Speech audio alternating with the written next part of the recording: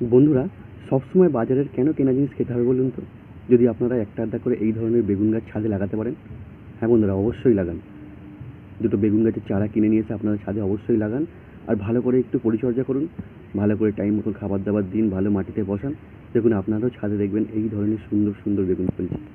বন্ধুরা, ইচ্ছে থাকতে হবে, খালি বাজারের দোষ দিলে হবে না। ইচ্ছে থাকতে হবে যে আমিও ছাদে কিছু বেগুন গাছ লাগাবো। আরে কিছু লাগাতে হবে না, একটা আধটা তো লাগাতেই পারেন।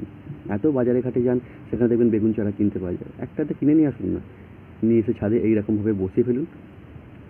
দেখবেন আপনার ছাদেও এই ধরনের সুন্দর বেগুন গাছ ফলেছে, এবং সেখান থেকে আপনার মনের মতন বেগুন আপনি পাবেন। বাজারে সবসময় যাওয়ার দরকার নেই। যদি একটা আধটা যদি মেকআপ করা যায়, বা সেটা যদি অর্গ্যানিক হয়ে থাকে, তা পাওয়া গেলে যাক না, অসুবিধে কী আছে? আমি বলছি না যে ছাদ থেকে আপনি সব পাবেন, কিন্তু তবু যদিও কিছু একটা পাওয়া যায়, সেটাই তো আমাদের কাছে অনেক। নিজে হাতে বসানো জিনিস, তার কিন্তু মর্ম সম্পূর্ণ আলাদা। বন্ধুরা, লাগান, আপনারাও লাগান বন্ধু এরমভাবে বেগুন গাছ, দেখবেন আপনারাও ভালো ফলাফল। ছাদ বাগানে খুব সহজেই এই ধরনের সবজি তৈরি করবার জন্যে ছোটোখাটো যে টিপসগুলো আমি দিয়ে থাকি, সেই টিপসগুলো জানতে অবশ্যই আমার চ্যানেলটিকে সাবস্ক্রাইব করে পাশে থাকবেন। ধন্যবাদ।